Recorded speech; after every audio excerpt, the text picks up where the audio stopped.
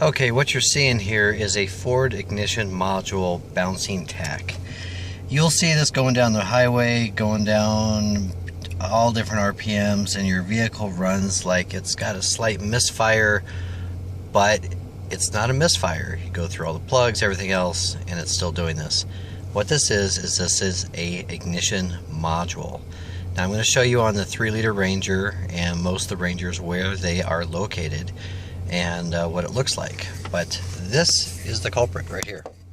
Okay, that culprit, if I can show you, that is the ignition module. And this is a brand new one. This one goes against the heat sink, and Ford used to mount these on the distributor, and this is the Ford part number and the Motorcraft part number. So there's Motorcraft DY1077.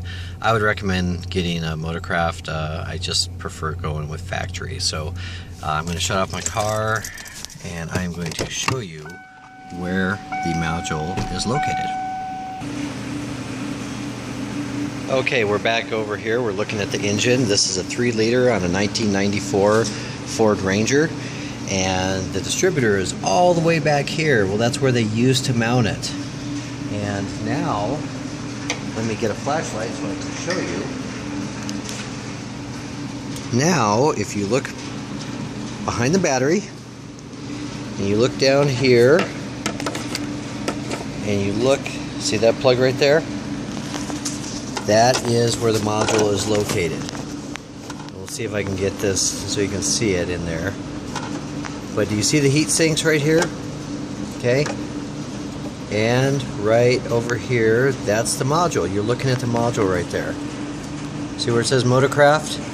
That's the Ford ignition module, and it's behind the battery. So just pull the battery out. It's not that hard. There's 2 screws and a plug. That's all you have to do to take the ignition module out and put the new one in right there. Mounts in there right behind the battery. Bink. So anyway, hopefully this will help you with some of your ignition problems, and this is not a bad job. Get the Ford one. Shoot, this thing I think was only like 40 or 50 bucks or something like that. They're not very expensive. I actually found that the Dormans and the aftermarkets are more expensive than the Motorcraft ones. So shop around, find the Motorcraft one, order it online, and that's it. Alright, thanks for watching. I hope this helped you guys out. Take care.